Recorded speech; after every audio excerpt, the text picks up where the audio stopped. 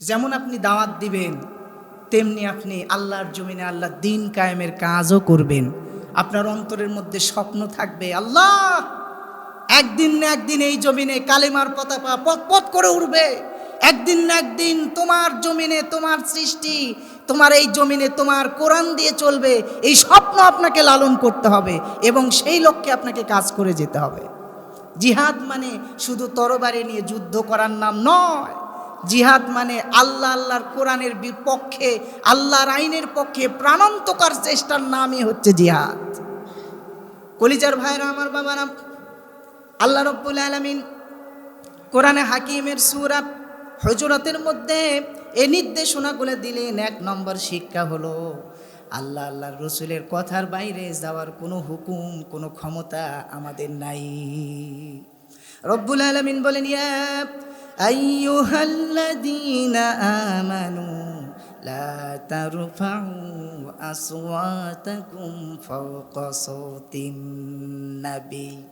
হযরত ওমর, আবু বকর রাদিয়াল্লাহু তাআলা আনহু জোরে কথা বলার কারণে আল্লাহ পাকে নাজিল করে দিলেন আয়াত, হে ঈমানদারেরা, তোমাদের কণ্ঠ যেন তোমাদের নবীর কণ্ঠের চাইতে উঁচু না হয়ে যায়। সুবহানাল্লাহ।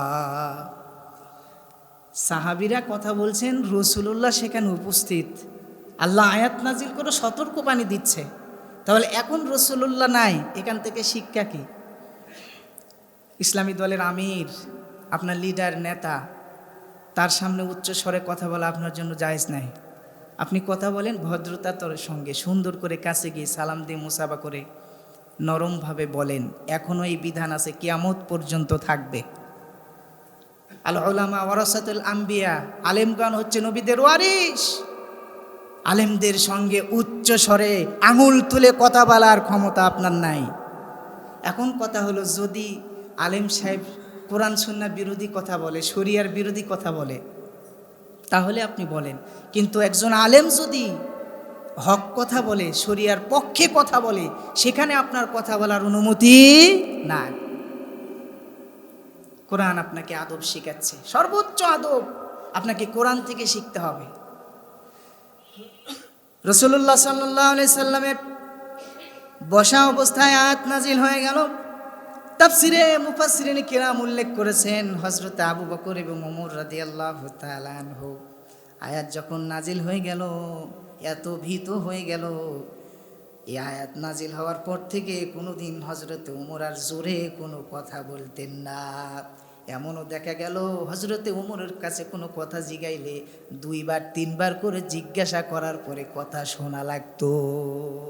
রসুলের দরবারে এসে খুবই সাবধানতার সঙ্গে কথা বলতেন। ফাওকা সাওতিন নবী, সাবধান, তোমাদের কথা যেন তোমাদের নেতার কথার চাইতে বেশি জোরে না হয়ে যায়, রসুলের আওয়াজের চাইতে যেন বেশি জোরে না হয়ে যায়।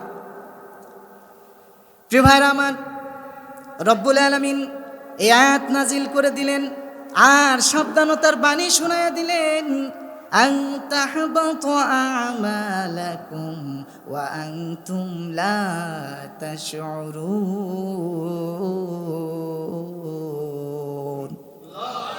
রব্বুল আলামিন বললেন, তোমাদের কথা যদি আল্লাহ রসুলের কথার জুড়ে হয়ে যায়, রসুলের কথার চাইতে বেশি আওয়াজ হয়ে যায়, তাহলে আন তাহবাতু আমালুকুম, তোমাদের আমলগুলি সব নষ্ট হয়ে যাবে। যতটুকু ছোটোখাটো আমল আমরা করি, যদি এর বিরোধিতা হয়ে যায়, এর বিরুদ্ধে চলে যায়, তাহলে কিন্তু আমাদের আমলগুলি নষ্ট হয়ে যাবে। হযরত ওমর, আবু বকর রাদিয়াল্লাহু তাআলা আনহু আয়াত শোনার পরে একেবারে ভীতু হয়ে গেলেন। আমরা ভুল করে ফেলেছি, কথা জোরে হয়ে গেছে। তারপর থেকে আর কোনোদিন জোরে কথা বলেন নাই, আস্তে আস্তে কথা বলেছে। আল্লাহর কোরআন কত সুন্দর বিহেভিয়র আমাদেরকে শিখাচ্ছে, শিষ্টাচার আমাদেরকে শিখাচ্ছে, অ্যাটিটিউড শিখাচ্ছে আমাদেরকে। দেখে তাফসিরে তাবারি, ইমাম তাবারি রহমাতুল্লাহি আলাইহি, তিনি আয়াতের ব্যাখ্যায় বলেছেন, নবীর সামনে উচ্চ স্বরে কথা বলা তার প্রতি অসম্মান করা, যা আমল নষ্ট করে দিতে পারে।